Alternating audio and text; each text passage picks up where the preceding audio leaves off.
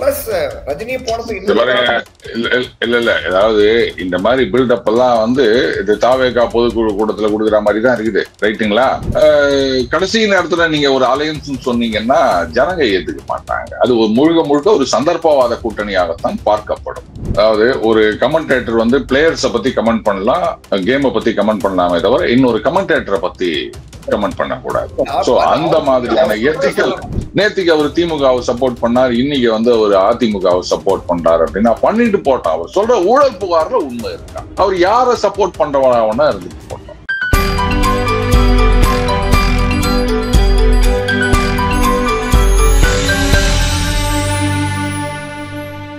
So அனைவருக்கும் வணக்கம். Once again after a brief hiatus mister Arunkumar அவர்கள் ஃப்ரம் டெய்லி பஞ்ச் நம்ம சேனலுக்கு வந்திருக்கார். அவரை வருக என்று வரவேற்கிறோம்.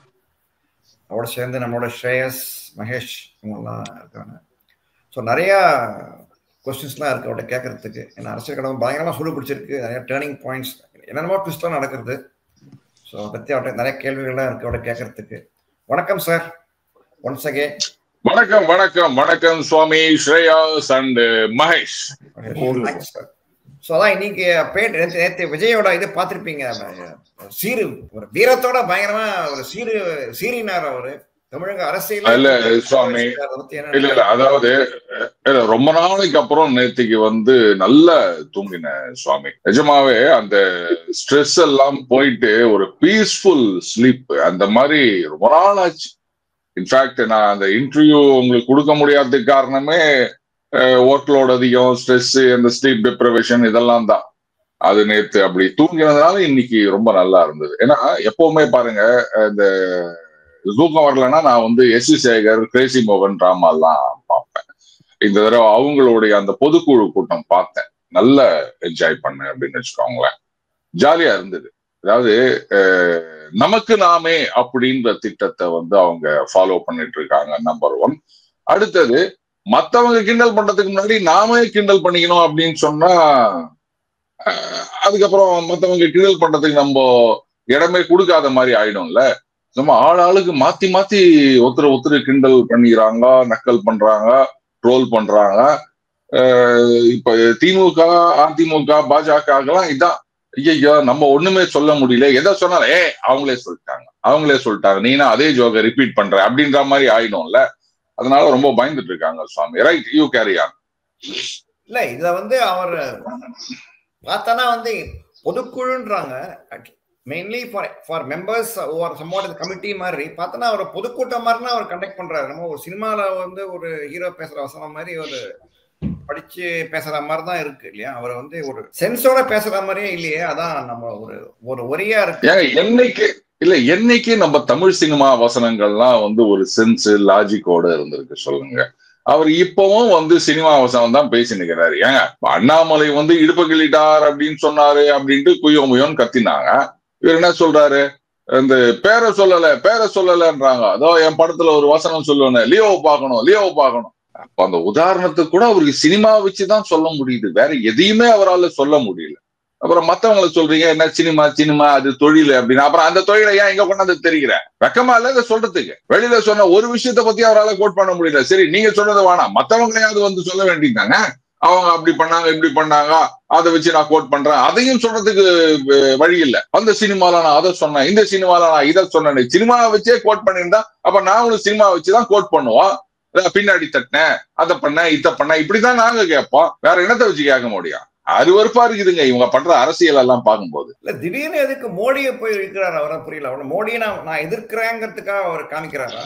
இல்ல அவர் வந்து திடீர்னு அது வேற ஒண்ணு இல்லைங்க. ஒரு காலத்துல இந்த கம்யூனிஸ்டுகள் எல்லாம் தெருமுனை கூட்டம் போடும்போது என்ன பண்ணுவாங்க, நான் அமெரிக்காவை கேட்கிறேன், நான் இங்கிலாந்தை கேட்கிறேன் அப்படின்வாங்க. பாக்குறவங்க பா அமெரிக்காவே கேட்கிறாருப்பா, பயமே இல்லப்பா இவருக்கு அப்படின்வாங்க. அந்த மாதிரி அடுத்த மீட்டிங்ல பாருங்க, உங்க ட்ரம்ப்பையே அவர் எதிர்த்து கேள்வி கேட்டாலும் ஆச்சரியப்படுறது இல்லை. ஓ ட்ரம்ப்பையே ஒரு கேள்வி கேட்டாருப்பா அப்படின்னு உடனே அங்க இருக்கிற கும்பல் விசிலச்சின்னு கை தட்டின்னு என்ன தெரியும்.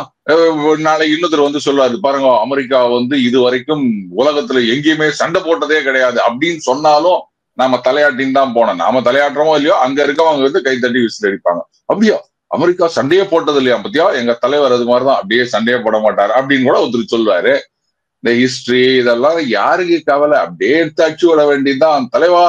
நானே 5வது படிக்கும் போது ஒரு படம் ஒண்ணு, பாடம் ஒண்ணு மறுபடியும் படம்னே வருது பாருங்க, த கிங் அண்ட் த கோர்ட்டியர்ஸ் அப்படின்னு. அதுல என்ன பண்ணாங்க, ஆளுக்கு அப்படிதான், ஐயோ நீங்க சொன்னா சந்திரனே நிற்கும், நீங்க சொன்னா சூரியனே காணாம போயிடும் அப்படி இப்படின்னு அந்த மந்திரிகள் எல்லாம் பில்டப் கொடுத்துட்டு இருப்பாங்க. அப்புறம் அந்த ராஜா என்ன பண்ணுவாரு, சரி கடற்கரை வாங்கடா போலாம் அப்படின்னு சொல்லிட்டு அந்த பீச்சாங்கரையில அந்த தண்ணி வர இடத்துல ஒரு சேரை போட்டு உக்காந்துனேன். அப்பா நான் சொன்னா அந்த அலையெல்லாம் நிக்கல, அலை நீ நில்லு அப்படின்னாரு. அது நிக்காது. என்னடா இவ்வளவு நாளா புடிங்கிருந்தீங்களா அப்படின்னாரு. சரி அந்த ராஜாவுக்கு அறிவு இருந்தது இல்ல. இப்ப இவர் பாத்தீங்கன்னா வந்து ஆல்ரெடி அண்ணாமலை வந்து ப்ரூவ் பண்ணிட்டாரு. விஜய் வித்யாசிரமம் நடத்திட்டு இருக்காரு, 3 லாங்குவேஜ் இது இருக்கு அப்படின்னு சொல்லி மறுபடியும் திரும்பி ஒரு மோடியை பார்த்து நான் கேள்வி கேட்கிறேன், நீங்க வந்து இந்திய திணிக்கிறீங்க, 2 லாங்குவேஜ் போறாங்க. சுவாமி உங்களுக்கு ஒரு விஷயம் புரியலை. இப்போ பள்ளி, அதாவது அரசு பள்ளிகள்ல இருமொழி கொள்கை, அரசு பள்ளிகள் ஓரளவுக்கு இந்த என்ன சொல்றது, இந்த விலையில்லா பள்ளிகள்னு கூட நம்ம சொல்லலாம். என்னன்னா இந்த புஸ்தகம் கொடுக்குறாங்க, யூனிஃபார்ம் கொடுக்குறாங்க, எல்லாம் கொடுக்குறாங்க. 3வது ஒண்ணு வேணும்னா நீங்க காசு கொடுத்து போய் படிங்க. நாங்க அதை யாரும் தடை பண்ணல. காசு இருக்கவங்க படிங்க, காசு கடன் வாங்கி படிக்கிறவங்க படிங்க. அப்படி செலவு பண்ண முடியாதவங்க, ஏங்க நான் ஒண்ணு கேக்குறேன், இப்ப நம்ம மாநகராட்சி ஏரியா எடுத்தீங்க, அதாவது சென்னையில பஸ் ஓடுது, மாநகர பேருந்து, இதுல பாத்தீங்கன்னா அந்த பிங்க் கலர் பஸ்ஸும் இருக்குது. அதுல வந்து பெண்களுக்கு விலையில்லா பயணச்சீட்டு. அதே நீங்க ஏசி பஸ்ல போனோம்னா அதுல பிங்க் அடிக்க மாட்டாங்க, காசு குத்து தான் போனோம். அதே மாதிரி பாலிசி தாங்க. நீங்க வந்து காசு இல்லை அப்படின்னா 2 மொழியோட நிறுத்திக்காங்க, காசு இருந்தா 3 மொழி படிங்க. இந்த கொள்கையில எங்களுக்கு எந்த விதமான வித்தியாசமும் கிடையாது. பணக்காரங்க 3 என்னங்க 4 கூட படிங்க. ஏங்கப்பா உங்க வீட்டுல நீங்க 4 கார் வாங்கி வச்சுப்பீங்க, எங்க வீட்டுல ஒரு காரு கூட வசதி இல்லை. அதை யாராவது தடை பண்றாங்களா?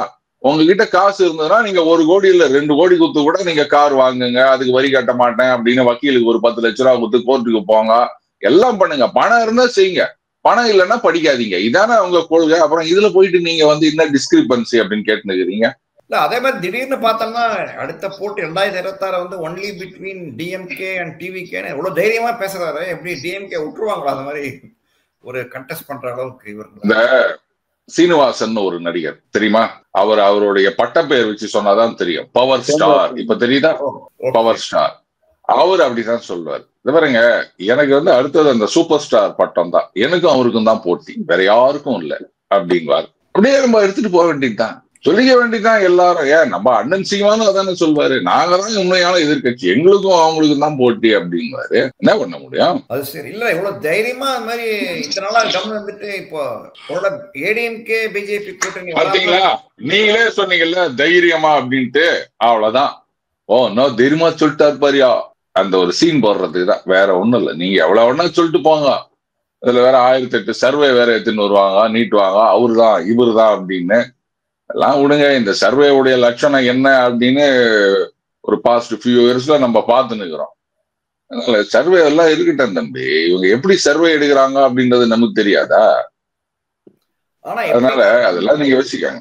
ஆனா என்னதான் வந்து விஜய் வந்து நம்ம அவ்வளவா பெற்ற அட்லீஸ்ட் 10% ஓட்டு வாங்குவாருன்னு தோணுது இல்ல சார்? ஏன்னா சினிமா ஸ்டாரு பிளஸ் தாய் குலங்களோட பேக்கிங் இருக்கு. ஏன்னா லாட் ஆஃப் ஃபீமேல் ஃபேன்ஸ் இருக்கு அவருக்கு, விஜய்க்கு. அது ஒரு ஏன் கேப்டன் விஜயகாந்துக்கு இல்லாததா sir? Vijayakanth is not as famous as Rajini sir. நீங்க வந்து என்னதான் சொன்னா கூட. அப்ப விஜய் வந்து as famous as ரஜினியா? ரஜினியே வந்து நின்றுந்தாலும் தோத்து போயிருப்பாருன்னு சொல்லி நிக்கிறேன். இருங்க ரஜினியே வந்து நின்றுந்தாலும் மண்ணை கவியிருப்பாருன்னு நான் சொல்லி நிக்கிறேன். அப்புறம் நீங்க வந்து as famous as Rajini, Vijay வந்து அவரை மாதிரி அப்படின்லாம் பில்டப் குத்துட்டு இருக்கிறீங்க. ரஜினி வந்து ரஜினி வந்து வெளில போனார்லாம் சொல்லாதீங்க.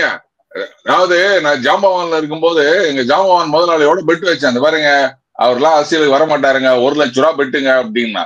சரி, நான் அது தைரியமா எங்க முதலாளி அரசியலுக்கு வரல அப்படின்ன உடனே திடீர்னு பாத்தீங்கன்னா ஒரு நாள், அதாவது உங்களுக்கே தெரியும், நம்ம ஊர்ல காலையில 11:30 மணி அப்படின்னா உங்க ஊர்ல என்ன டைம்னு பாத்துக்காங்க.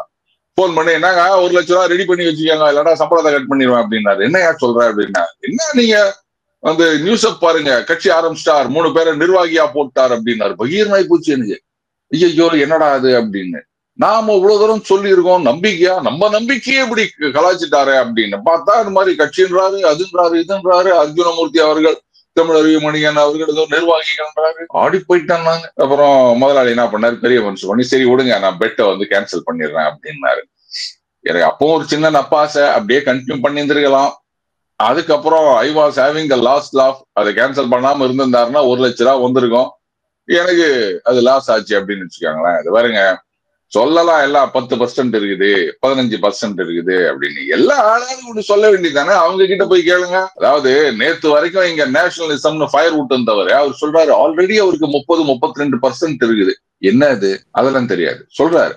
அப்புறம் ஏங்க வந்து அங்க போனீங்க அப்படின்னா, அண்ணாமலை கிட்ட அப்பாயின்மெண்ட் கேட்டேன், அவர் கொடுக்கல, அதனால நான் இங்க போயிட்டேன் அப்படின்னு சொல்றவங்க எல்லாமும் இங்க இருக்காங்க. அப்புறம் வந்து நான் தேசியத்துக்காக போராடுறேன் அப்படி இப்படின்லாம் இந்த ஃபயர் விட்டுன்னு தெரியற கும்பல்லாம் என்ன லட்சத்துல இருக்கும் அப்படின்னு பாத்துக்காங்க. சோ அந்த மாதிரி இருக்கதான் செய்வாங்க. பதவி அப்படின்றதுக்காக, செல்ஃப் குளோரிபிகேஷனுக்காக ஓடுறவங்கன்றவங்க நிறைய பேர் இருக்காங்க சுவாமி. அதை வச்சுட்டு வந்து 10% அப்படின்லாம் நீங்களா ஒரு கணக்குக்கு வந்துடாதீங்க. அங்க 26 எலெக்ஷன் அன்னைக்கு என்ன வருதோ அதுதான் கணக்கு. சரி, ரஜினியை பொறுத்தவரை நீங்க பாத்தீங்கன்னா 1980s சொல்லிருக்காரு மிட்லயே வந்து what he has told is without coming to politics நான் நல்லது பண்ண முடியும், நல்ல நம்பிக்கை இருக்குன்னு சொல்லியிருக்காரு முதல்ல. அதுக்கப்புறமா தான் வந்து ஜெயலலிதா, கருணாநிதி இவங்க எல்லாம் வந்து காலமான உடனே நமக்கு ஒரு சான்ஸ் இருக்குன்னு வந்தாரு. பட் என்னை பொறுத்தவரை நான் வந்து I am not talking in general. நான் பார்த்த வரைக்கும் என்னன்னா, ஃபர்ஸ்ட் நம்ம என்ன நினைக்கிறோமோ அதை நடக்கிறது sir. If you are not interested originally in something, அப்புறமா வந்து அது வந்து நடைமுறையில நடக்க மாட்டேங்குது. அது நான் பார்த்துட்டேன். இங்கே நம்ம அமெரிக்காலே வந்து தே ப்ரெடிக்ட் த வெதர். ஃபர்ஸ்ட் வந்து மழை பெய்யும்பா, அப்புறம் ஒரு 2 days கழிச்சு மழை பெய்யாதும்பா, கடைசி மழை பெய்யும். So what ever they predicted first, that's what happens சொல்றேன். அந்த மாதிரி ஆரம்பத்திலேருந்தே அவருக்கு வந்து ஒரு தயக்கமும் இருந்திருக்கு. ஒரு பழமையை சொல்லுவாங்க, தயங்கி நிற்பவனை வந்து வாழ்க்கையை திரும்பி பார்ப்பதில்லை அப்படின்பா. ஸோ அதோட தயக்கம் தான் வந்து கடைசி வரைக்கும் அவர் முடிவு எடுக்கூடாம பண்ணி வெளில போயிட்டாரு. பிளஸ் ரஜினி போனது இல்ல ஏதாவது இந்த மாதிரி பில்டப் எல்லாம் வந்து இது தாவேகா பொதுக்குழு கூட்டத்துல கொடுக்குற மாதிரி தான் இருக்குது. ரைட்டுங்களா? தயங்கி அப்படின்னா அப்புறம் என்னத்துக்கு வந்து கட்சின்னும், அதுக்கு வந்து இல்லாத கட்சிக்கு 3 நிர்வாகிகளை உட்காந்து அப்பாயிண்ட் பண்ணணும்.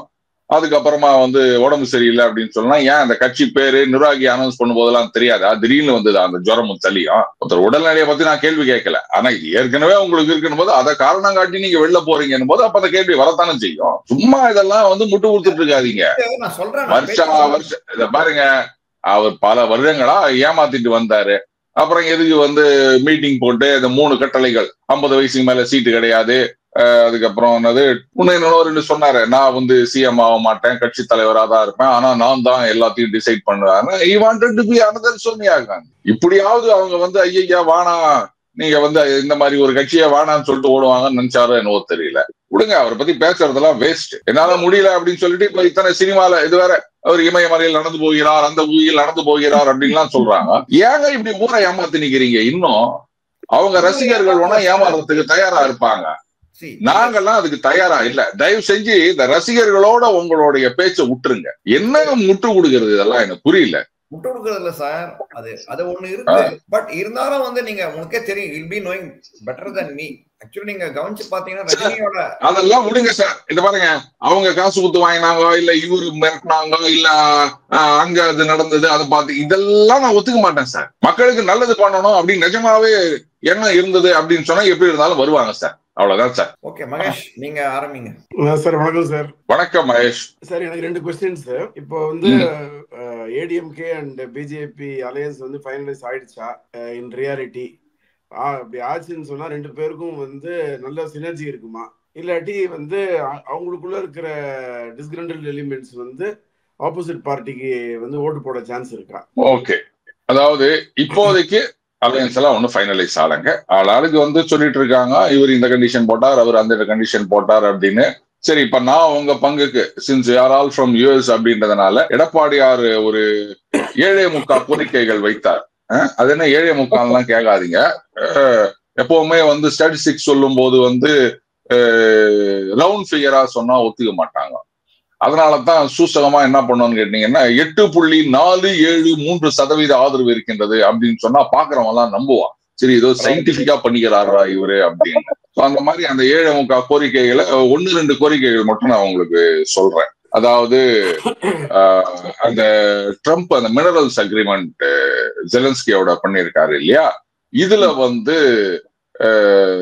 அந்த மொத்த கான்ட்ராக்ட்ல 6.78% கான்ட்ராக்டுகள் வந்து தமிழ்நாட்டுக்கு ஒதுக்கப்பட வேண்டும் அப்படின்னு ஒரு கோரிக்கை வச்சிருக்கிறதா தகவல் அறியாத வட்டாரங்கள். என்ன தெரிகிறீங்க? இல்ல இல்ல இப்ப நானும் தான் கேட்கிறேன். இப்ப ஆளுக்கு ஒண்ணு சொல்றாங்களே இவர் இந்த கோரிக்கை வச்சார் அந்த கோரிக்கை வச்சார் அப்படின்னு, அதெல்லாம் நிஜம்னு உங்களுக்கு தெரியுமா? யாருக்குமே தெரியாது. கேட்டா என்ன சொல்லுவீங்க?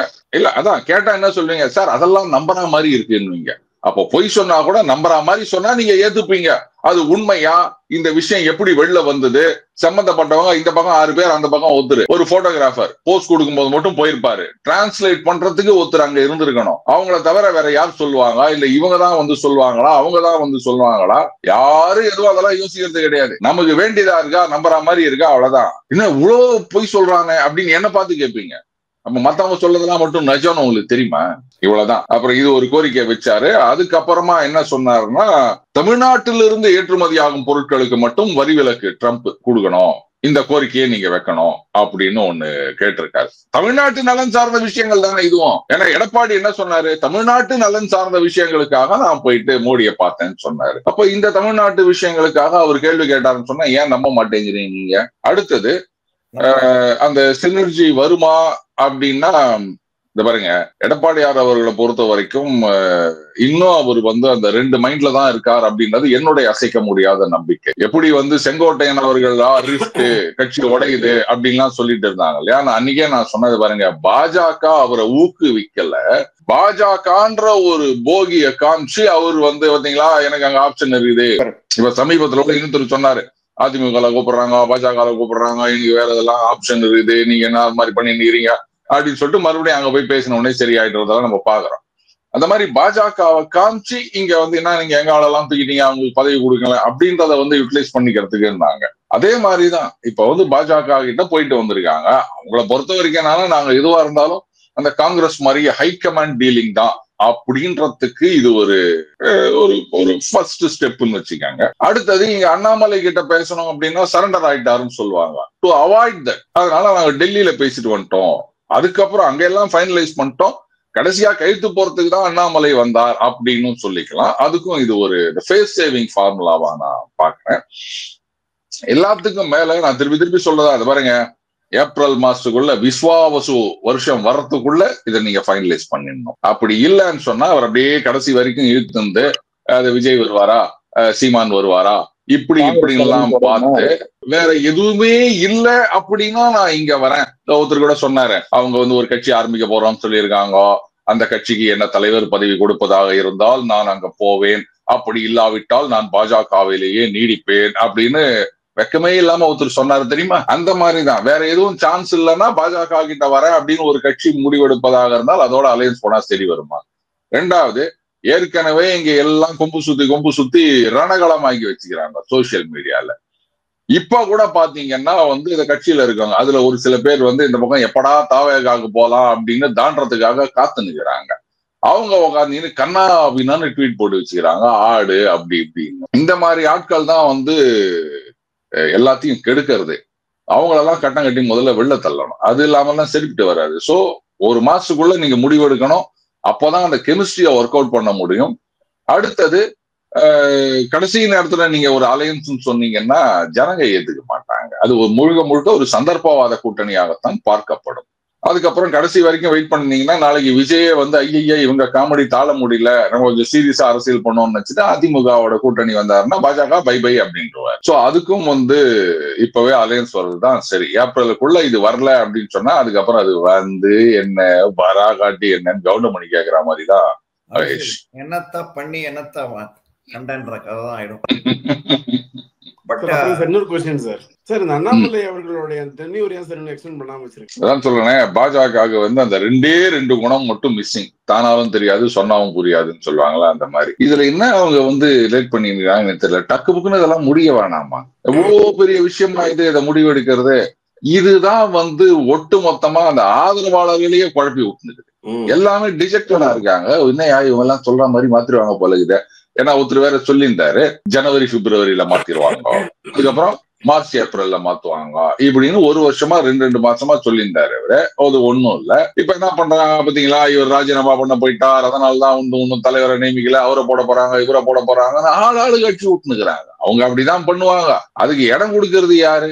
சென்ட்ரல் பார்ட்டி யூனிட் தானே. இது கூட தெரிய வேணாமா அவங்களுக்கு? இன்னும் இப்ப குடிமொழி போச்சு. ஆமாங்க, அண்ணாமலை தாங்க. பாருங்க, நீங்க என்ன ஒண்ணா சொல்லுங்க, தோனிய நீங்க அந்த பதவியில இருந்து தூக்கிட்டீங்க அப்படின்னு சொன்னா அதோட முடிஞ்சது சிஎஸ். எத்தனை கொம்பா வந்தாலும் அதை தூக்கி நிறுத்த முடியாது. அது ஞாபகம் வச்சுக்காங்க. அதனாலதான் 43 வயசு ஆனாலும் இப்ப இல்லைன்னா எப்பவுமே இல்லை அப்படின்னு அதே ரஜினி டயலாக் சொல்லி தோனி ஆடினு நல்லா பண்றாரு. அதுல எந்த சந்தேகமும் கிடையாது. அவருடைய அந்த பிளேயிங் கெப்பாசிட்டி கொஞ்சம் கூட குறையல, செமையா பண்ணிட்டு இருக்காரு. அந்த மாதிரிதான் எப்படி தோனினா சிஎஸ்கே, சிஎஸ்கேனா தோனியோ, இன்னைக்கு அண்ணாமலைனா தமிழ்நாடு பாஜக, தமிழ்நாடு பாஜக அண்ணாமலைன்னு ஆயிப்போச்சு. இதை பிரிச்செல்லாம் வேலையாவாது. இப்ப சிஎஸ்கேல என்ன டிலே பண்ணாங்களா, இல்ல தோனி இருப்பாரா இல்லையா அப்படின்றதுல ஏதாவது பண்ணாங்களா? அவர் தான் கேப்டன், அவர் தாங்க சொன்னாங்களா இல்லையா? சொல்ல போனா இன்னும் 10 வருஷம் ஆனாலும் அவரு தான் அப்படின்னு அவங்க சொன்னாலும் ஆச்சரியப்படுவதற்கு இல்லை. ஏன் தமிழ்நாடு பாஜக அது மாதிரி செய்ய மாட்டேங்கிறாங்க? ஒரு அனௌன்ஸ்மெண்ட் கொடுக்கறதுல என்ன ஆகிப்போச்சு உங்களுக்கு? ஆமாங்க, அண்ணாமலை தான் அடுத்த 3 வருஷத்துக்கு இன்னொரு கன்சிக்யூட்டிவ் டைம் கொடுத்துட்டோம், அவர் தான் தலைவர் சொல்லிட்டு போங்களேன். அப்ப என்ன ஆகுது? எல்லாருக்கும் கேள்விப்பட்டது என்னன்னா வந்து அண்ணாமலையிட்ட பேசியிருக்காங்க, இந்த மாதிரி ஏடிஎம்கே டாக்கிங் வித் ஏடிஎம்கே அப்படின்ட்டு. அண்ணாமலை அப்போஸ் பண்ணிருக்காரு, நான் வந்து இப்ப ஏடிஎம்கே போனோம்னா நான் எதுக்கு leader, I not be leader சொல்லிருக்காரு. சரி, ஓகே, அதனால தான் அப்படியே வச்சிருக்காங்க. பேச்சு இருந்தது. ஏன் வந்து அறிவிக்கலங்கிறதுக்கு அப்போ ஒரு காரணம் வந்து யாரு பேசினாங்க? இல்ல யாரு பேசினாங்க? சென்ட்ரல் லீடர்ஷிப் பேசியிருக்காங்கன்னு தான் அப்ப பேசிட்டு அப்ப சொல்லியிருந்தாங்க இல்லையா? சென்ட்ரல் லீடர்ஷிப் இல்ல சென்ட்ரல் லீடர்ஷிப்ல பேசியிருந்தாங்க, அப்ப பேசியிருந்தாங்க. அப்ப 2 பேரும் நீங்க சொல்றீங்க. ஒண்ணு சென்ட்ரல் லீடர்ஷிப், இன்னொன்னு அப்ப பேசியிருந்தாங்க. அந்த அப்ப பேசியிருந்தவங்க யாரு? நிறைய நம்ம இதே மாதிரி உங்களை மாதிரி நிறைய ஊடகம் நிறைய பேர் சொல்லிட்டு இருந்தாங்க சார். இந்த மாதிரி பாருங்க, நிறைய ஊடகவியலாளர் சொல்லுங்க, உங்க மாதிரிலாம் சொல்லுங்க. ஓகே,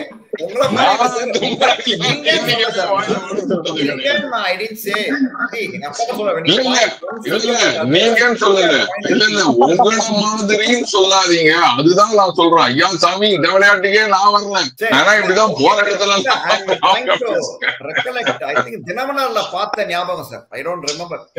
அதாவது சுவாமி இதைத்தான் நான் சொல்றேன். சோ இந்த இவங்க டிலே பண்றதுனால தான் ஆளுக்கு ஒண்ணு அச்சு விட்டுனுக்குறாங்க. இப்படி வந்து அவங்க பேசுறாங்க, இவங்க பேசுறாங்க. நம்ம ஒரு இடத்துல சம்பந்தம் பேச போறோம் அப்படின்னு சொன்னா நம்ம அதுக்குன்னு எப்படி விசாரிக்கணும்னு முறை இருக்கு. அதை விட்டுட்டு ஊர்ல இப்படி எல்லாம் பேசிக்கிறாங்க, 4 பேர் 4 விதமா பேசிக்கிறாங்க, இதெல்லாம் ஒரு கணக்கா? எல்லாரும் அப்படிதான் பேசுவாங்க. இன்னைக்கு அந்த மாதிரி பேசுறதுக்கு இடம் கொடுத்திருக்கிறதுக்கு பாஜக அது ரொம்ப தப்பு. இதுதான் என்னுடைய பாயிண்ட். இப்ப புரியுதுங்களா? அவங்க அதை அன்னைக்கே அனௌன்ஸ் பண்ணிட்டு இருந்தாங்கன்னா இது மாதிரி அங்க பேசிக்கிறாங்க, இங்க பேசிக்கிறாங்க அப்படின்றதோ, இல்ல ஆளாளுக்கு ஒரு சேனல்ல உட்காந்தீங்கன்னு அவர் அங்க ராஜினாமா பண்ண போகிறார் அப்படின்றது, இல்ல இவர்கிட்ட அவங்க பேசிக்கிறாங்கன்றது, இதெல்லாம் வந்து இடமே இல்லை. அது ரைட், என்னமோ தெரியல, they are slow to react. ஏன்னா ப்ராபபிலி இந்த இதுன்னு சொல்லுவாங்களே, see the party has become so big, அதனால ரியாக்ட் பண்றது ஸ்லோவா இருக்கான்னு தெரியல. அதுவும் இருக்கலாம். சின்ன பார்ட்டினா உடனே திடீர்னு சீரியல் பாயிண்ட் விஜய் மாதிரி திடீர்னு எதிரி குதிச்சு நாங்க வந்துட்டோம் பாருன்னு. பெரிய it's become a behemoth BJP பாத்தீங்கன்னா இப்ப. அதனால வந்து I think they have to move only slowly. இப்ப நம்மள it's become, since it's so big. Swamy America இருங்க சுவாமி, அமெரிக்கா ஒரு பெரிய நாடு தானே? ஆமா சுவாமி. Are they slow to react in any matter? அது வேற விஷயம் சொல்றேன் நான். வேற விஷயம்லாம் சொல்லாதீங்க. பெருசா ஆயிட்டதுனால ரியாக்ஷன் டைம் குறைஞ்சது என்ற ஜஸ்டிபிகேஷன் என்னால ஒத்துக்க முடியாது. இதெல்லாம் யாரோ ஒருத்தர் சொன்னாங்க. இல்ல இது யாரோ ஒருத்தர் அப்படியே ஏதாவது ஒண்ணு ஆரம்பிக்கும் போது அதை அப்படியே பிக்கப் பண்ணிப்பாங்க எல்லாருமே. ரைட்டா? எப்படி வந்து இந்த ஸ்காட்லாந்து யார்டுக்கு இணையானது தமிழக காவல்துறை அப்படின்னு சொல்லிட்டு இருக்கோம் தெரியுமா? அது யார் சொன்னான்னு யாருக்கும் தெரியாது. யாராவது ஒருத்தர் எங்கேயாவது சொல்லியிருப்பாங்க, உடனே அப்படியே எல்லாரும் அதை ஃபாலோ பண்ணுவாங்க. நீங்க போயிட்டு குரோக் கிட்ட போய் கேட்டு பாருங்க, அதுவே மண்டை காஞ்சி ஓடி போயிடும். அந்த மாதிரி பெருசாயிட்டா ரியாக்ஷன் டைம் ஸ்லோவாகும் அப்படின்றது எங்கேயுமே கிடையாது. ரஷ்யன் ஆர்மி எடுத்துக்காங்க, 13 லட்சம் பேர் இருக்காங்க ஆக்டிவ் சர்வீஸ்ல, 20 லட்சம் பேர் ரிசர்விஸ்டா இருக்காங்க. Are they slow in reaction? அதனால பெருசா இருந்தா ரியாக்ஷன் டைம் கம்மி அப்படின்றத ஒத்துக்க முடியாது. சோ அந்த கொஸ்டினே வந்து அன்ஜஸ்டிஃபைடு அப்படின்றதுனால அதுக்கு ஆன்சரே தேவையில்லை சுவாமி. இன்னைக்கு எனக்கு என்ன தோணுதுன்னா, சுவாமியை பார்க்கும்போது சில பேர் இன்டர்வியூ கேள்வி கேட்கறேன்னு சொல்லிட்டு அப்படியே குத்து குத்தா வாங்கிட்டு இருப்பாங்க. அந்த மாதிரிதான் எனக்கு ஞாபகம் வருது சுவாமி. உங்கள்கிட்ட வாங்கிக்கிறேன் எப்படியோ ஒரு என்ன சொல்ற இட்ஸ் ஓகே சார். எனக்கு நம்ம சேனல்ல வளர்றதுக்கு தான் சார் அதெல்லாம் பண்றீங்கன்னு நான் நினைச்சுக்கிறேன். அதாவது இப்போ நம்ம கடந்த எலெக்ஷன்ஸ் எல்லாம் பார்த்தா கூட maximum vote percentage anti incumbency இருக்குன்னு வச்சுட்டா கூட ஒரு 5% குறையும் அப்படின்னு நான் நினைக்கிறேன். இப்போ ஆல்மோஸ்ட் 50 கிட்ட இருக்காங்க டிஎம்கே அலையன்ஸ். மிஞ்சி போச்சுன்னா 45க்கு போகும்னு நினைக்கிறேன். அப்படி 45க்கு போச்சுன்னா அப்ப மீதி இருக்கிற எல்லாம் ஒண்ணு சேர்ந்தாதானே டிஎம்கே அலையன்ஸை வீழ்த்த முடியும். அது பாயிண்ட் நம்பர் 1. ரெண்டாவது என்னோட கொஸ்டின் எது பாயிண்ட் கொஸ்டின். ரெண்டாவது கொஸ்டின் என்ன அப்படின்னா, எல்லாரும் சேர்றாங்க அப்படின்னா நான் தெருவா போய் கத்துறேன், சீமான் சார் எடுத்துவாங்க, நான் தெருவா போய் கத்துறேன், என் பார்ட்டியை நான் வளர்க்குறேன், நான் ஏன் இபிஎஸ் ப்ரொஜெக்ட் பண்ணும் சிஎம் கேண்டிடேட்டா? Same goes with Annamalai. இப்ப எல்லாருமே என்ன சொல்றாங்கன்னா, ஏடிஎம்கே பிஜேபி அலையன்ஸ் ஸ்ட்ராங் ஆயிடுச்சு, ஐ மீன் வந்துருச்சு, நாம் தமிழர் உள்ள வந்துடும் அப்படின்ட்டு. ஏப்பா இவங்க எல்லாம் ஊரா தெருவா போய் அலைஞ்சு தன் பார்ட்டியை நான் வளரணும்னு ஆசைப்படுவாங்களா, இல்ல இபிஎஸ் சிஎம் ஆக்குறதுக்கு இவ்வளவு உடைக்கிறாங்களா? எனக்கு இதான் கேள்வி சார். இது நியாயமா? இப்படி இவங்க எல்லாம் இப்ப இபிஎஸ் சிஎம் ஆகுவாங்கன்னு இவங்க எல்லாம் ஒரு கருத்து உருவாக்கம் பண்றது நியாயமா? ஓகே, இப்போ முதல் கேள்விக்கு வரேன். 50 இருந்தாங்க, ஒரு 5 குறையலாம், 45 அப்படின்னு. சின்ஸ் யுவர் நேம் இஸ் ஸ்ரேயஸ், நான் கிரிக்கெட்ல இருந்தே கேள்வி கேட்கலாம்னு நினைக்கிறேன். ஸ்ரேயஸ் ஐயர் மாதிரி. நேத்திக்கு மேட்ச் பாத்தீங்களா? CSK versus RCB. சரி, ஆர்சிபி எவ்வளவு அடிச்சாங்க? 196, 196. Very good, very good. இப்போ அடுத்த மேட்சுக்கு அவங்க போகும்போது, சார் அவங்க வந்து ஆல்ரெடி 196 அடிச்சிருந்தாங்க, என்ன மிஞ்சி போனா இந்த பிளேயரை ரீப்ளேஸ் பண்ணதுனால ஒரு 10 ரன் குறையலாம், சோ இந்த மேட்ச்ல அவங்க 186 அடிப்பாங்கன்னு உங்களால சொல்ல முடியுமா? அது கொஞ்சம் இல்லாஜிக்கலா இல்ல. எதிர் டீமை வந்து நீங்க வந்து suppose they are batting first அப்படின்னு வச்சுக்கோங்களேன், இந்த தடவை அவங்க எப்படி 186 அடிப்பாங்க, அதனால நீங்க ஒரு 190 அடிக்கணும் அப்படின்னு சொல்லி அனுப்ப முடியுமா first batting team? If it is not RCB போது அதேதான் லாஸ்ட் டைம் எடுத்த ஓட்டையும் இந்த தடவை எடுத்த ஓட்டையும் வச்சு நீங்க கணக்கு போடாதீங்கோ.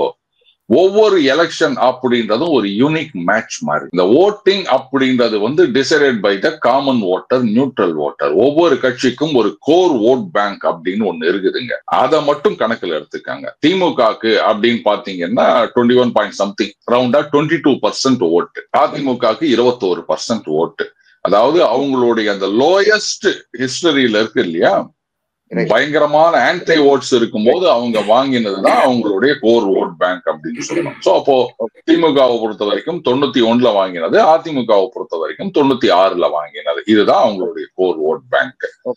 அதே மாதிரி பாமகவுடைய கோர் ஓட் பேங்க் அப்படின்னு சொன்னா அது வந்து 96ல அவங்க வாங்கினது 3 பாயிண்ட் சம்திங். ஏன்னா பாமக எப்பவுமே தனியா நின்றாலும் கூட்டணியில நின்றாலும் அது ஒரு ஆச்சரியம். 230 தொகுதியில நின்றாலும் சரி, 24 தொகுதியில நின்றாலும் சரி, அவங்களுடைய ஓட் பர்சன்ட் 5 பாயிண்ட் சம்திங் இருக்கும். அது எப்படின்னு எனக்கு சுத்தமா புரியல. ஆனால் 96லயும் 2096ல 3 பாயிண்ட் சம்திங் ஆயிடுச்சு, போன எலெக்ஷன்லயும் 3 பாயிண்ட் சம்திங் ஆயிடுச்சுங்க. சோ அதுதான் அவங்களுடைய கோர் ஓட் பேங்க் சொல்வேன். இப்படி எடுத்து பாத்தீங்கன்னா மொத்தம் போலார 100 ஓட்ஸ்ல 66 வாக்குகள், தட் இஸ் 2/3 அப்படின்றது வந்து டெடிகேட்டட் பார்ட்டி ஓட். அவங்க வந்து மாற மாட்டாங்க. மீதி இந்த 34-35% இருக்குது இல்லையா, இதுதான் நியூட்ரல் ஓட்டர்ஸ். இவங்க எந்த பக்கம் மெஜாரிட்டியா போறாங்களோ அந்த கட்சி தான் ஜெயிக்கும். இதுதான் கால்குலேஷன். சோ அப்போ இந்த 35% அன்டிசைடட் நியூட்ரல் ஓட்டர்ஸ் அவங்கள அட்ராக்ட் பண்ணக்கூடிய திறனுடைய கட்சி ஆர் கூட்டணி எது, இதுதான் நம்ம பார்க்கணுமே தவிர இந்த காரணங்களால போன தடவை 50 எடுத்தாங்க அதனால இந்த தடவை வந்து ஒரு மெகா கூட்டணி வேணும் அப்படின்னு சொல்றத நான் ஏத்துக்க மாட்டேன். ரைட். அடுத்தது பாத்தீங்கன்னா இபிஎஸ் சிஎம் ஆகணுமா? சரி ஆகாத, நீ சிஎம் ஆவியா? திமுக அதிமுக இல்ல வரேன் பொறுமையா. எப்பா ஒன்னும் 150 வருஷம் கழிச்சா பாருங்க.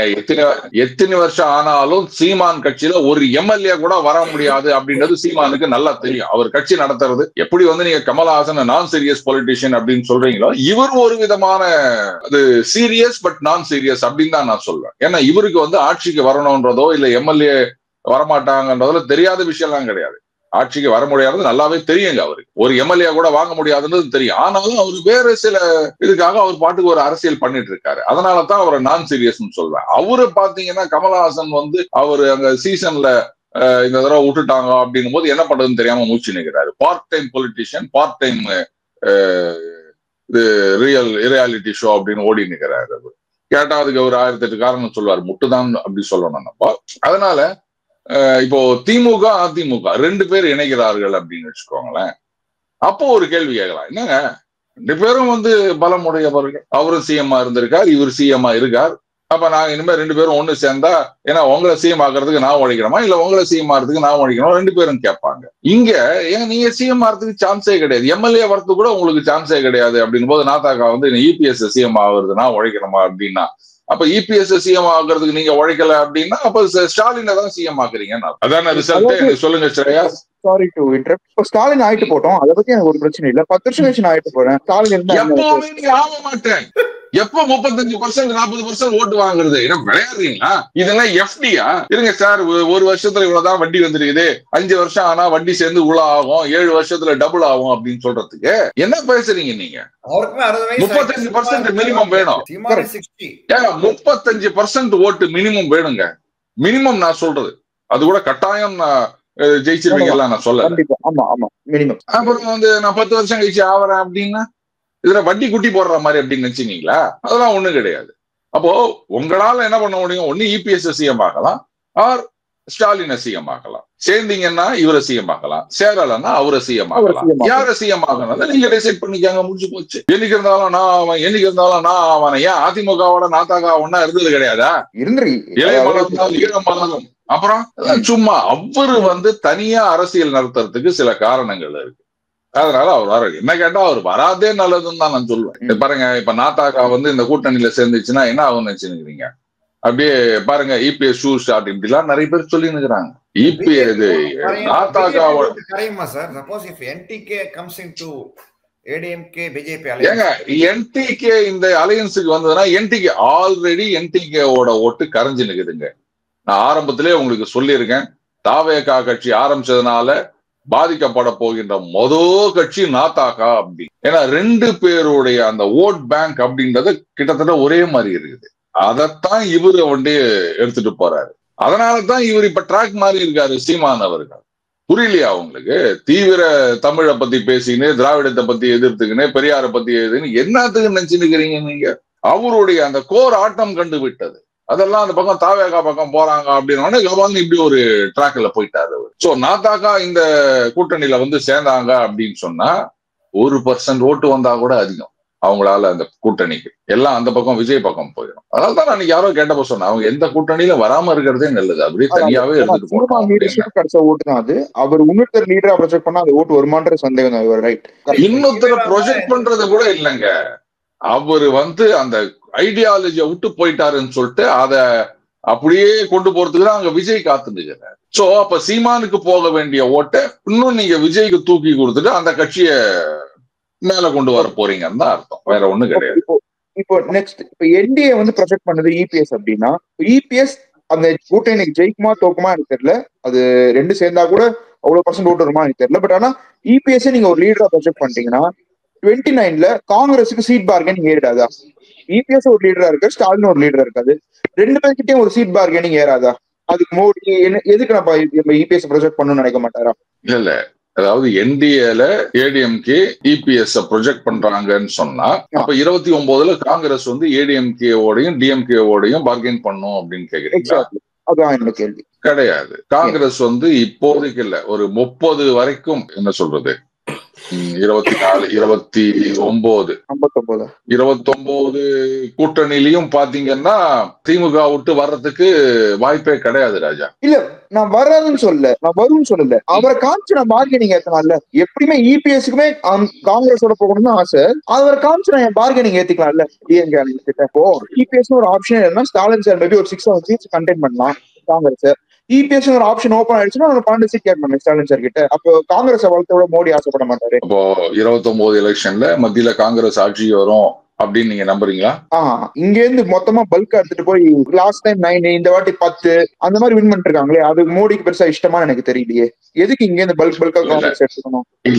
இல்ல நான் கேட்கிற கேள்வி என்னன்னா 29 பாராளுமன்ற தேர்தல்ல காங்கிரஸ் வந்து ஆட்சிக்கு வரும், 6 புள்ளி கூட்டணி ஆட்சிக்கு வரும் அப்படின்னு உங்களுக்கு நம்பிக்கை இருக்கா? அப்படின்னு எனக்கு நம்பிக்கை இல்ல. ஆனா எவ்வளவு காங்கிரஸ் மட்டுப்படுத்த முடியுமோ வரேன் அப்படியே மேல போகாதீங்க. நான் சொல்றேன், உங்களுக்கே இந்த நம்பிக்கை இல்லை அப்படின்னும் போது அரசியலை கரைச்சு குடிச்சு இத்தனை வருஷமா இருக்க எடப்பாடி அவர்களுக்கு தெரியாதா காங்கிரஸ் மேல ஆட்சி வராது அப்படின்னு? அப்படி இருந்துச்சு இங்க காங்கிரஸோட சேர்ந்துக்கிறேன், அப்படியே அவங்க வந்து காங்கிரஸோட அலையன்ஸ் வச்சுக்கிற 40க்கு 40 ஜெயிக்கிறாங்கன்னு வச்சுக்கோங்க. இது நாள் வரைக்கும் வந்து பாஜகவோட அலையன்ஸ் என்டிஎல் அலையன்ஸ்ல இருந்துட்டு நீங்க வந்து ஆட்சிக்கு வந்துட்டு அதுக்கப்புறமா மத்தியில ஆட்சியில வந்து பாஜக தான் வரப்போகுது அப்படின்னும் போது அவங்கள ஏத்துக்குன்னு இங்க காங்கிரஸோட கூட்டணி வச்சுக்கின்னு எல்லாத்தையும் கெடுத்துக்கிறதுக்கு அவங்க என்ன முட்டாளா? அதான் சார் ரிப்பீட் பண்ணாரு 330 சீட் வரும்னு சொல்லிட்டு இங்க வந்து கூட்டணியை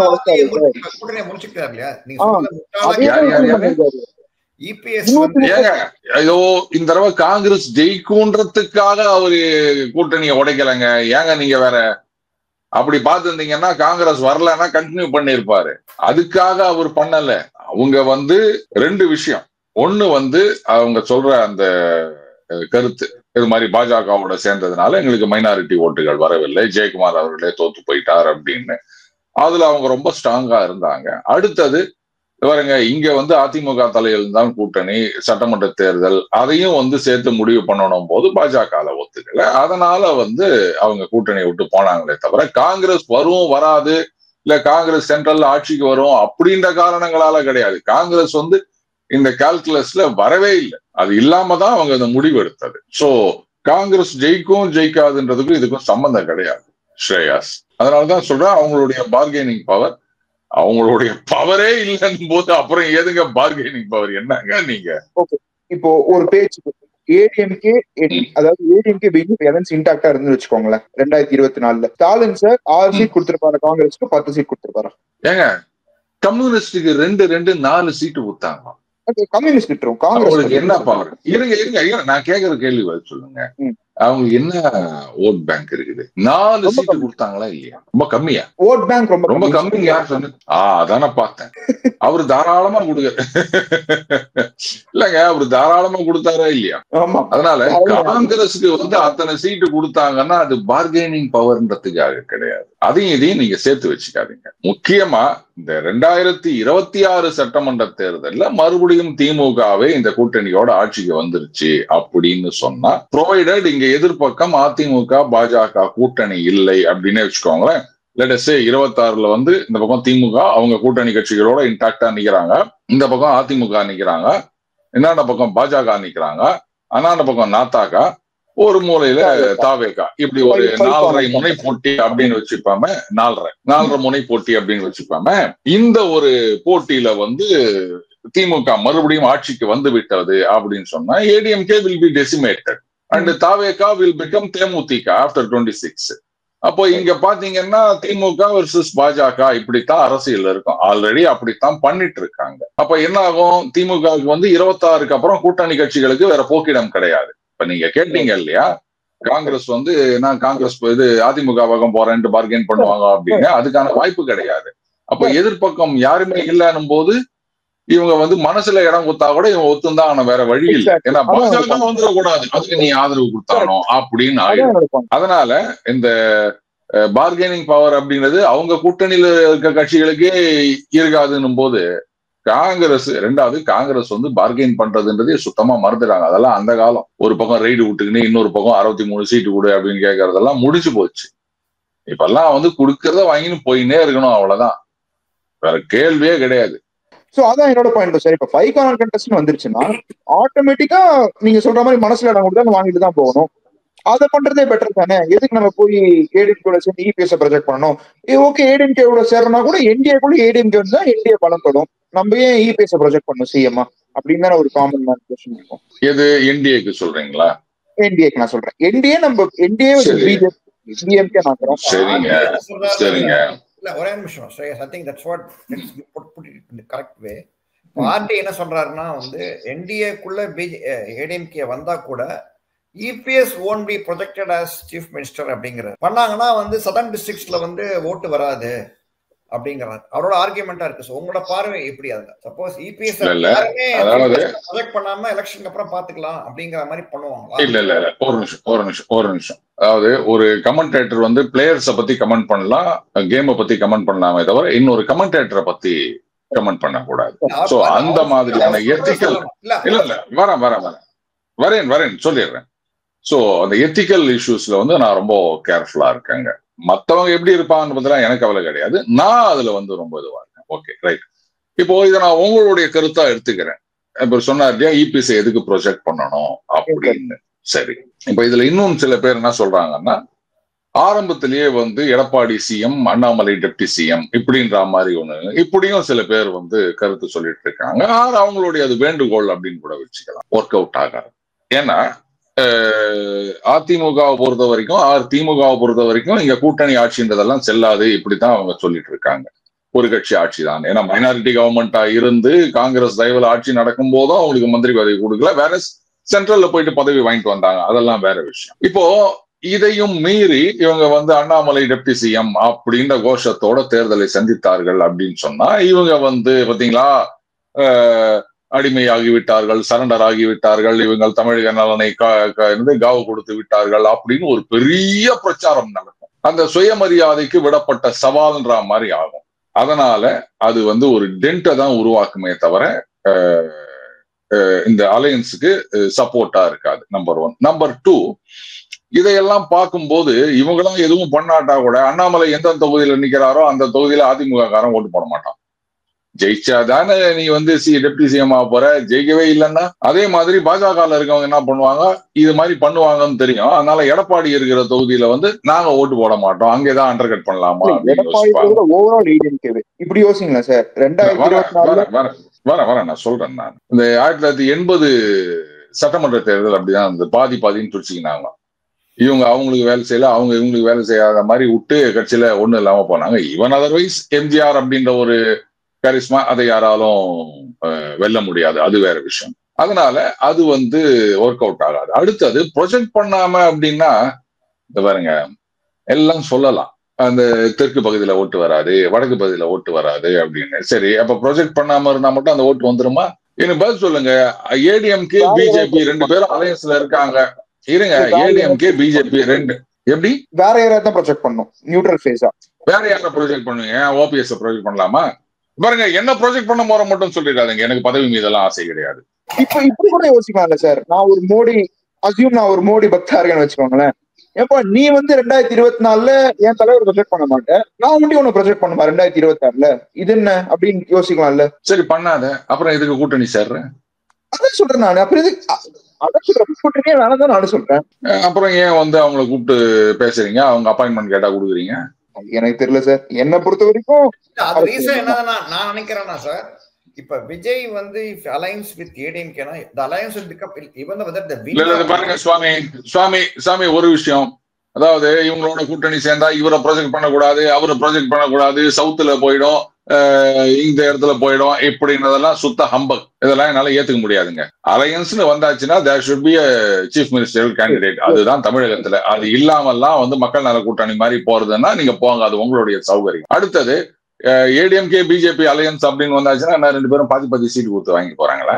ஜூப்பானா ஒரு 40 இல்ல 50, அதுவே அதிகம் என்ன கேட்டா. அவங்க கொடுக்க மாட்டாங்க அதுக்கு மேல. அப்படி இருந்துச்சு யாரு நம்ம 18% வச்சிருக்கோம், அப்ப பாதி தானே கணக்கு வரும். ஆல்மோஸ்ட் பாதி தானே. மறுபடியும் ஒரு தப்பு பண்றீங்க நீங்க. இவங்க 18% வாங்கினது அப்படின்றது போன தடவை அலையன்ஸ் அதெல்லாம் சேர்த்து வாங்கினது. That is not their core vote bank. That is not their core vote bank. ஏடிஎம்கேக்கு 21% அது ஏடிஎம்கேக்கு 21% அது கோர் ஓட் பேங்க். உங்களுடைய கோர் ஓட் பேங்க் என்ன? You have to prove it consistently. போன தடவை ஒண்ணு அது போன எலெக்ஷன்ல வாங்கினதுங்க. அப்படி பார்க்க போனா நீங்க 2014ல எவ்வளவு வாங்கினீங்க பாஜக என்டிஏ அலையன்ஸ் கணக்கு போட்டு பாருங்க. 19. இந்த தடவை எவ்வளவு வாங்கினீங்க? 18. எங்க போச்சு 1%? அது நிறைய ஃபேக்டர்ஸ் இருக்கு. சரி, ஓகே. என்ன அது? அதான் நான் சொல்றேன். That is not your core vote bank. You have to prove it consistently in at least 2 or 3 elections. அப்பதான் அதை உங்க கோர் ஓட் பேங்க்னு எடுத்துக்க முடியும். இஃப் அட் ஆல் அதை விட்டு உங்களுக்கு 20 எனக்கு 18 அப்படின்னா ஏதோ சினிமா பட டைட்டில் மாதிரி இருக்குது. உனக்கு 21 எனக்கு 18 அப்படின்னு ஒரு படமே இருக்குல்ல அப்படி. கரெக்ட். இதெல்லாம் ஒத்துக்க முடியாதுங்க. என்ன நினைச்சிட்டு பேசுறீங்க நீங்க?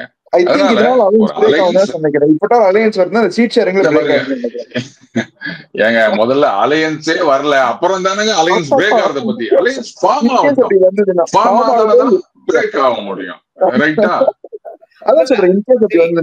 பார்வை நான் படிச்ச வரைக்கும் என்ன நியூஸ் எனக்கு புரிஞ்சுக்க முடிஞ்சதுன்னா, suppose if Vijay joins with ADMK then பெரிய அலையன்ஸ் மாதிரி ஒரு தோற்றம் உருவாயிடும்.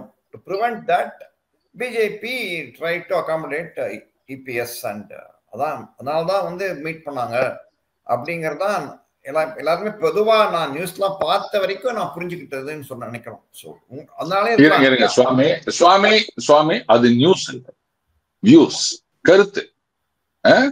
நீங்க செய்தியையும் கருத்தையும் போட்டு குழப்பிக்கிறீங்க. அப்போ ஏடிஎம்கே தாவேகா சேர்ந்தா அது ஒரு பெரிய கட்சி அலையன்ஸ் ஆயிடும், அதை தடுக்கிறதுக்காக அப்படின்னா இது எடப்பாடியாருக்கு தெரியாதா? நம்ம விஜய் கட்சியோட சேர்ந்தா பெரிய அலையன்ஸ் ஆயிடுவோம், ஃபார்மிடபிள் அலையன்ஸ் ஆயிடுவோம், அதனால தான் பாஜக நம்ம வந்து கூப்பிட்டு அப்பாயின்மெண்ட் கொடுக்குறாங்க அப்படின்றது அவருக்கு தெரியாதா? அப்புறம் ஏன் அந்த வலையில போய் அவர் உழணும்? இல்ல முதல்ல விஜய் வேணான்ட்டாரு, நாங்க தனி நிக்க போறோம், எல்லாரும் என் கூட வாங்கன்னு சொன்னாரு அவரு. அப்போ ஏடிஎம்கே டிவிகே சேர்ந்ததுன்னா பெரிய அலையன்ஸ் ஆயிரும், அதை தடுக்கிறதுக்காகன்னு சொன்னது தப்பு. அவர் தான் வேணும்னு சொல்லிட்டார்ல. அப்புறம் எப்படி அந்த அலையன்ஸ் ஃபார்ம் ஆகும்? அது ஒரு ஃபார்மிடபிள் அலையன்ஸ், அதை தடுக்கணும்ன்றதுக்காக ஏன் கூப்பிடணும்? அந்த அலையன்ஸ் தான் ஃபார்ம் ஆக போறது இல்லைன்னு சொல்லிட்டீங்கல்ல. அரசியல் anything can happen. If you look at பாருங்க அப்ப anything can happen அப்படின்னு சொன்னா அப்ப எடப்பாடியாரும் ரைட்டு இன்னைக்கு அவங்க இப்படி சொல்லலாம், நாளைக்கு அலையன்ஸ் வரலாம் அப்படின்னு நினைக்க கூடாதா? நான் சொல்லணேன் இந்த மாதிரி வாயில வந்த மாதிரி அடிச்சு விடுறதுக்குன்னு நான் சொல்லல. அது என்னோட இது கிடையாது. எதுவா இருந்தாலும் லாஜிக்கலா நீங்க திங்க் பண்ணி பார்க்கணும் 360 டிகிரில அப்படின்றதுதான் என்னுடைய ரிக்வெஸ்ட். அதெல்லாம் காரணம் கிடையாது. அபவுட் சவுக் சங்கர் பத்தி கேள்வி சார். சரி, அவரை பொறுத்தவரை வந்து நம்ம பார்த்த கர்மா ரிட்டர்ன்ஸ் அப்படின்ற சில பேர் ஒரு சாரார் சொல்லிட்டு இருக்கு. ஏன்னா அவர் இவன் அண்ணாமலை கூட வந்து நீங்க சொல்லியிருந்தீங்க ஆட்டுக்குட்டின்னு கெண்டல் அடிச்சிருந்தார் அண்ணாமலைய. அப்புறம் வந்து மோடியோட அம்மா வந்து பார்த்தே வந்து அந்த கேள்விக்கு தண்ணி வைங்கப்பா அப்படின்னு ஒரு பிரதமரோட அம்மாவே பார்த்தே மணி கேவலமாலாம் பேசியிருக்காரு. அதனால வந்து everybody has some grudges against him. அவர் மேல இருக்கிற தாக்குதல் கூட வந்து ஒருவேளை வந்து துரோகியை விட எதிரியே மேல் அப்படின்னு திமுக வந்து உணர்த்துறதுக்காக பண்ணிருக்கலாமோ? பிகாஸ் அவரை பொறுத்த வந்து காசு வாங்கிட்டு தான் வந்து பேசுறாரு அப்படிங்கிற ஒரு குற்றச்சாட்டு பரவலா இருக்கு அவர் மேல. நீங்க யார் நிறைய பணம் தராங்களோ அவங்களுக்காக பேசி இதுக்கு முந்தைய டிஎம்கே சப்போர்ட்டா பேசிட்டு இருந்தாரு, திரும்பி இப்ப வந்து ஏடிஎம்கே சப்போர்ட்டா பேசுறாரு, ஒரு தட்டி வைக்கணும் கொஞ்சம் அப்படிங்கிறதுக்காக இருக்கலாம் இல்லையா? ஸோ அதை வச்சு மக்களோட மனப்பான்மை நீங்க மாற சொல்லியிருந்தீங்க. தட் இஸ் தேர்தல்ல தெரியும் அப்படின்னு. பட் இவருமே வந்து பெரிய இது கிடையாது, ரைட்? இவரோட reputation also is not great, right? இல்லையா? ரைட். அதாவது நான் வரேன். அதாவது நீங்க சொல்லியிருந்தீங்க அந்த அண்ணாமலை ஆடுன்னு சொன்னது, அப்புறம் மோடி அவர்கள் அம்மாவோட இந்த புகைப்படத்தை வச்சு கமெண்ட் போட்டது அப்படின்னு அதை சொன்ன நானே என்ன சொன்னேன். ஆனா அதுக்காக வந்து அதனுடைய கர்மான்னு இதை சொன்னீங்கன்னா நான் ஏத்துக்க மாட்டேன்.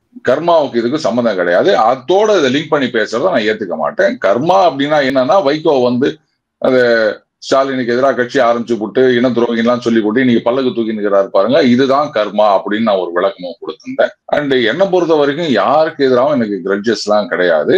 பர்சனலி ஸ்பீக்கிங், என்னையே நீங்க நாளைக்கு கழுவி ஊத்தினா கூட அந்த நேரத்துக்கு மேபி நான் ஏதாவது கவுண்டர் பண்ணோனே தவிர 2வது கட்சி நீங்க இன்டர்வியூ கொடு அப்படின்னு கேட்டீங்கன்னா நான் தாராளமா வருவேன். ஸ்ரேயாஸ் எல்லாம் சிரிப்பாங்க, அதே என்னடா அவ்வளவு கழுவி ஊத்தினாரு சுவாமி, இவன் வெக்கம் இல்லாம போய் பண்ண, அது வேற இது வேற. அன்னைக்கு அந்த சண்டை இன்னைக்கு வேற சண்டை ஒன்னா போடுமே தவிர பழைய சண்டையை நான் எடுத்துட்டு வர மாட்டேன். இதுதான் என்னுடைய பாலிசி. அடுத்தது அவர் காசு வாங்கிட்டு பேசுறாரு அப்படின்னா நீ பார்த்த? சரி இருக்கட்டங்க, காசு வாங்கிட்டே ஒருத்தர் பேசுறாரு கூட வச்சுக்கிட்டங்க. கேட்ட கேள்வி இதுதான். அப்ப ஓசியில ஒருத்தர் பேசினா அவன் யோகியவன், காசு வாங்கிட்டு பேசினா அயோக்கியனா? எனக்கு பதில் சொல்லுங்க. பேசுறது பேசுறது கரெக்டா? ஏங்க அப்படி பார்க்க போனா இன்னைக்கு அரசியல் கட்சியில இருக்க அத்தனை பேரும் அரசியல் இருக்கிறதுக்கே தகுதி கிடையாது. இன துரோகி, அவருடன் செயல் வேணாம் பேசினார்ல வைக்கோ, இன்னைக்கு என்ன பண்ணிட்டு இருக்கிறாரு? அவரை போய் யாராவது கேட்டீங்களா? அவரும் உட்காந்து நான் எத்தனை வருஷம் இருக்க தெரியுமா அப்படின்னு பார்லிமெண்ட்ல போய் பேசிட்டு வர்றாரு. என்கிட்ட ரூல் சொல்லாதீங்க அப்படின்றாரு. அப்ப அரசியல்வாதி வந்து இஷ்டத்துக்கு மாறி மாறி பேசலாம், கழுவி ஊத்திட்டு அவங்க காலில் போய் சரண்டர் ஆகலாம், அதெல்லாம் பார்த்துட்டு நீங்க சும்மா இருப்பீங்க. ஆனா ஒரு அரசியல் விமர்சகரா ஒருத்தர் வந்து மாத்தி பேசினாருன்னா உடனே நீங்க அதை தப்புன்னு சொல்லுவீங்களா? ஏங்க இதே திமுகவை சரி விடுங்க, இந்த உதாரணம் எல்லாம் சொன்னா நீங்க உடனே அப்படியா அப்படின்னீங்க. எத்தனையோ அந்த பத்திரிகையாளர்கள்லாம் கூட ஒவ்வொரு காலகட்டத்துல ஒவ்வொருத்தரை ஆதரிச்சிருக்காங்க. அந்த சர்க்கம்ஸ்டன்சஸ்க்கு ஏத்த மாதிரி அந்த சூழ்நிலைகள்ல இன்னைக்கு இதுதான். திமுகவை கடுமையா எதிர்த்தவர்களே திமுகவை வந்து ஒரு அலையன்ஸோட ஆட்சியில கொண்டு வந்து உட்கார வச்சதெல்லாம் நம்ம பார்க்கலையா? அவ்வளவுதாங்க. அதனால அவர் வந்து காசு வாங்கிக்கின்னு இவங்களுக்காக பேசுறாரு அப்படின்னா, ஏன் நீங்க தான் அந்த காசு கூட அவங்ககிட்ட காசா இல்ல? நாளைக்கே நினைச்சா சுவாமி வந்து அவருக்கு சவுக்கு சங்கருக்கு இந்தாப்பா ஒரு 300 கோடி நீ வந்து என்ன ஆதரிச்சு பேசு அப்படின்னு சொல்ல முடியாதா? உன்னை அவர் யோசிக்கிறாரு ஸ்ரேயாஸ், நான் ஒரு 305 கொடுக்கலாம் போலுக்குது அப்படின்னு. நீங்க தான் அந்த காசு கொடுங்களேன், என்னப்பா உங்ககிட்ட நான் காசா இல்ல? அப்புறம் காசு வாங்கி பேசுறாரு நீங்க சீமான் சொல்றாரு இந்த மாதிரி. இது வந்து டர்னிங் பாயிண்ட் நினைக்கிறீங்களா நீங்க? இது வந்து வரேன் சொல்றேன். என்ன பொறுத்த வரைக்குங்க இது பாருங்க, அவர் காசு வாங்குறார், ஓசியில பேசுறார், இல்ல இன்ஸ்டால்மெண்ட்ல பேசுறார், அதெல்லாம் என் கணக்கு கிடையாதுங்க. பேசுற விஷயம் கரெக்டா இவ்வளவுதான். அட்ஹோமினம் இதுக்கெல்லாம் நான் போக மாட்டேன். யாரா இருந்தாலும் அவங்க என்ன சொல்றாங்க அந்த வார்த்தை கரெக்டா, அவ்வளவுதான். அடுத்தது அவங்களுடைய அந்த நிலைப்பாட்டில முரண்பாடு இருக்கின்றது அப்படின்னா, அதாவது ஒருத்தர் சப்போர்ட் பண்ணிட்டு இன்னைக்கு அப்போஸ் பண்றாங்க அப்படின்னா அது கருத்து. ஆனா ஒரு ஊழல் பத்தி பேசும்போது அது வந்து ஃபேக்ட்ஸ் ஆஃப் த மேட்டர். அதை வந்து யார் சொன்னாலும் நம்ம ஏத்துக்க வேண்டியதுதான். புரியுதுங்களா? உண்மைகளை யார் சொன்னாலும் நம்ம வந்து அதை ஆராய்ந்து பார்த்து உண்மைன்னு தெரிஞ்சுன்னா ஏத்துக்கங்க. மற்றபடி சப்போர்ட் அப்படின்றது கருத்துல வரும். அதுவும் அந்த தகவல் அண்ட் கருத்து அப்படின்றதுக்குள்ளேயும் நமக்குள்ள ஒரு பெரிய கன்ஃபியூஷன் இருக்குது. நேற்றுக்கு அவர் திமுகவை சப்போர்ட் பண்ணார், இன்னைக்கு வந்து அவர் அதிமுகவை சப்போர்ட் பண்றாரு அப்படின்னா பண்ணிட்டு போட்டோம். அவர் சொல்ற ஊழல் புகார்ல உண்மை இருக்கா? அவர் யாரை சப்போர்ட் பண்றவனா இருந்துட்டு போட்டோம். இதுதான் என்னுடைய பாயிண்ட். அடுத்தது டர்னிங் பாயிண்ட் நீ ஏன் சொன்ன அப்படின்னா, அதிமுக ஆட்சி காலத்துல ஒரு வழக்கறிஞர் அடிச்சு கைகாலெல்லாம் உடைச்சாங்க. ஞாபகம் இருக்கா? இல்ல, சண்முக சுந்தரம் அவர்கள் நினைக்கிறேன். If I memory serves me right. ஆமா ஆமா, கட்டெல்லாம் போட்டு பயங்கரமா தாக்குதலுக்கு உள்ளானார். அது பாத்தீங்கன்னா வெளிப்படையா பெருசா தெரியாது. ஆனா அந்த அராஜகம் அப்படின்ற ஒரு ஆஸ்பெக்ட் வந்து அந்த உள்ளுக்குள்ள சப்கான்சியஸ் லெவல்ல போய் உக்காந்து மக்களுடைய ஓட்டிங் பிஹேவியர் அப்படின்றதே பாத்தீங்கன்னா பேசிக்கலி அந்த சைக்காலஜி அடிப்படையில தாங்க. அதை சரியா புரிஞ்சுக்கினவங்க இப்ப அந்த ஆப்பு கட்சி டெல்லியில எப்படி ஊத்திக்கின்னு போச்சு, பொய்யா சொல்லிக்கினே வந்தாரு. ஜனங்க ஒரு ஸ்டேஜ் வரைக்கும் அது பொய்ன்னு தெரிஞ்சாலும் அதை அப்படியே ஏத்துக்கினே இருந்தாங்க. இந்த லாஸ்ட் ஸ்ட்ரா அப்படின்ற மாதிரி ஒரு ஸ்டேஜ்ல வந்து யமுனையில விஷத்தை கலகுறாங்க அப்படின்னது. அடுத்தது அந்த ஷீஷ் மஹால். அந்த ஷீஷ் மஹாலை பார்த்த உடனே ஜனங்க வந்து இவ்வளவு நாளா அந்த பொய்ய சந்தோஷமா வாங்கி சாப்பிட்டு இருந்தவங்க அதுக்கப்புறம் கசகுதுன்ட்டு துப்ப ஆரம்பிச்சிட்டாங்க. அது எல்லாமே சைக்காலஜிக்கல் லெவல்ல சப்கான்சியஸ் லெவல்ல நடக்கிற மாற்றங்கள். அதைத்தான் அரசியல் கட்சிகள் புரிந்து கொள்ள தவறினார்கள். அதை புரிஞ்சுக்காதனால்தான் அரவிந்த் கெஜ்ரிவால் வந்து பாத்தீங்களா இப்போ பார்லிமெண்ட் எலெக்ஷன் சொன்னாரு, இத்தனாம் தேதி நீங்க வந்து ஆப்பு கட்சிக்கு ஓட்டு போட்டீங்கன்னா இத்தனாம் தேதி நான் வெளில வந்துருவேன் அப்படின்லாம் சொன்னாரு. அந்த தைரியத்துலதான் பாத்தீங்கன்னா நம்ம மறுபடியும் ஜெயிச்சு ஆட்சிக்கு வந்துருவோன்றதுனாலதான் வந்து ஜெயிலுக்குள்ள உட்காந்து நிற்கும் போதெல்லாம் பதவியை ராஜினாமா பண்ணாத அரவிந்த் கெஜ்ரிவால் வெளில வந்த பிறகு பதவியை ராஜினாமா பண்ணிட்டு ஆதிஷி மர்லேனாவை கொண்டு போய் அந்த பதவியில உட்கார வச்சு இதுல வேற சொல்றாங்க, ஐயோ எலெக்ஷன்ல ஜெயிச்ச பிறகு அவங்க கண்டினியூ ஆக மாட்டாங்க அப்படின்னு வேற ஒரு கிளாரிபிகேஷன் கொடுத்தாங்க. மக்கள் வந்து தீர்ப்பு சொல்லணும், நான் குற்றமற்றவன் என்று அப்படின்னாரு. இப்ப மக்கள் தீர்ப்பு சொல்லிட்டாங்க, அவங்க கட்சியும் போச்சு, இவரும் போட்டாரு, நான் குற்றவாளின்னு உள்ள போய் உட்காந்துப்பாரு அவரு. இத பாஜக கூட கேட்க துப்பு இல்லை. ஏங்க அன்னைக்கு அப்படி சொன்னீங்களே எலெக்ஷனுக்கு முன்னாடி, இப்போ ஜனங்க வந்து உங்களை குற்றவாளின்னு தானே தீர்ப்பளித்து விட்டார்கள், நேர ஜெயிலுக்குள்ள போய் உட்காந்துக்காங்க அப்படின்னு அவங்க கேட்கணுமா வேணாமா? சோ இதுதான் நான் சொல்றது டர்னிங் பாயிண்ட் அப்படிங்கிற. கள்ளக்குறிச்சி கள்ளச்சாராய சம்பவம் நடந்தப்ப நான் என்ன சொன்னேன், டிஎம்கே உடைய டவுன்ஃபாலோடைய பிகினிங் இது ஒரு பெரிய மாற்றத்தை கொண்டு வர போகின்றதுன்னு நான் சொன்னேன். அதுக்கப்புறம் தான் அந்த கூட்டணிக்குள்ள சலசலப்பு அப்படின்லாம் நடந்தது. அதுக்கப்புறம் நீங்க நல்லா கவனிச்சு பாத்தீங்கன்னா தெரியும், அந்த மது போதை ஒழிப்பு மாநாடு அப்படின்னு திருமாவர்கள் ஒண்ணு அரேஞ்ச் பண்றாரு. அதுக்கு வந்து ஆதவ அர்ஜுனா அப்ப விளக்கம் கொடுக்குறாரு. அந்த கள்ளக்குறிச்சி மரணங்கள் அதுதான் ட்ரிகர் பாயிண்ட். எல்லா சமூகத்தினர் வீடுகளுக்கும் போய் பார்த்தாரு. அந்த சோகம் அவலம் அதெல்லாம் பார்த்த பிறகுதான் இதெல்லாம் நம்ம முன்னாடியே எதிர்த்து போராடி இருக்கணுமே அப்படின்னு ஆரம்பிச்சாரு அப்படின்னு ஆதவ அர்ஜுனா சொன்னார். ஆனா கள்ளக்குறிச்சி நடந்த போதே நான் சொன்னேன் இதுதான் வந்து டேர்னிங் பாயிண்ட், அவங்களுடைய சரிவு ஆரம்பமாகிறது, எவ்வளவு குழப்பம் வரப்போகுது அப்படின்னு. இதுதான் டேர்னிங் பாயிண்ட். இது இன்னொரு டேர்னிங் பாயிண்ட் மக்கள் மனசுல, அது வந்து கூட்டணியில, இது மக்கள் மனசுல என்ன அப்படி நடக்குது அப்படின்னு. சண்முக சுந்தரம் அவர்கள் அவருதான் நினைக்கிறேன், பேர் எனக்கு சரியா ஞாபகம். அந்த தாக்குதல்ன்றது வந்து ஒரு பெரிய விஷயமா தெரியாம இருந்திருக்கலாம். ஆனா அந்த அராஜகம் அப்படிங்கிறது மக்கள் மனசுல போய் படியும். அதுதான் நான் சொல்லுவேன். ஆல்ரெடி வாஸ் ஹேண்டிகேப் நினைக்கிறேன், அவர் ஸ்லைட்லி ஹேண்டிகேப் நினைக்கிறேன். உடல் ஊனமுற்றவர் இல்ல இல்ல இல்ல இல்ல இல்ல அதெல்லாம் இல்ல அதெல்லாம் இல்ல அதெல்லாம் இல்ல. பட் எனிவே நடந்தது வந்து ரெண்டு பேரும் ஈக்குவல் தானே சார். நம்ம விசா இன் மதுரை தினகரன் பத்திரிகை வந்து எரிச்சது வந்து பாத்தீங்கன்னா கரெக்டுங்க. அது இல்ல இல்ல அது இந்த மாதிரியான விஷயங்கள்லாம் மக்கள் மனசுல ஒரு தாக்கத்தை ஏற்படுத்தும்ன்றதை புரிஞ்சுக்க தவறி விடுகிறார்கள். இப்போ ஒரு வக்கீல் மீது நடக்கின்ற தாக்குதல் அப்படின்னும் போது இது ஒரு பெரிய மாற்றத்தை உண்டாக்குமா அப்படின்னு நினைக்கலாம். ஆனா அதுதான் வந்து மாற்றத்துக்கான காரணம் அப்படின்றது டீப்பா அனலைஸ் பண்ணும்போது தான் தெரியும். ஏன்னா பேசிக்கலி லா அண்ட் ஆர்டர் அது வந்து நான் திருப்பி சொல்றதுதான். 1000 கிலோமீட்டர் தாண்டி ஒரு கொலை நடக்குது நம்ம ஸ்டேட்ல அப்படின்னாலும் நமக்கு அப்படியே குவியணும், ஐயோ இப்படி இருக்குது அப்படி. ஏன்னா மனுஷனுடைய ஃபர்ஸ்ட் அண்ட் ஃபோர்மோஸ்ட் இன்ஸ்டிங் என்னன்னா சர்வைவல். அது அடி வாங்குதுன்னும் போது அது எவ்வளவு தூரத்துல இருந்தாலும், இப்போ மியான்மர்ல வந்து எர்த்குவேக் அப்படின்னா அப்படியா ஐயோ பாவம்பா, நம்ம ஊர்ல நடக்கும்போது அப்பதான் தெரியும். ஆனா சட்டம் ஒழுங்குன்றது நம்ம ஸ்டேட்ல எங்க நடந்தாலும் நம்ம வந்து குபீர்னு குத்துற ஒரு விஷயம் சுவாமி, அதை ஞாபகம் வச்சுக்கணும். அதனாலதான் சொன்னேன் it's going to be a turning point அப்படின்னு பார்க்கணும். பட் அது என்ன, இவருமே வந்து நிறைய பேசியிருக்காரு, எல்லாரையும் பேசியிருக்காரு. அதனால வந்து இது மெயினா தனக்கு எதிராக, தனக்கு ஆதரவாக எதிராக போனதுனால உனக்கு வந்து ஒரு எச்சரிக்கை அப்படிங்கிற மாதிரி திமுக கொண்டு போதோ அப்படின்னு தான் தோணுது நமக்கு. பட் நீங்க சொல்றதும் எடுத்துக்க வேண்டிய பாயிண்ட் தான். ஸோ எனிவே ரொம்ப தேங்க்ஸ் சார். வந்து என்னோட மகேஷ். நன்றி. Thanks sir.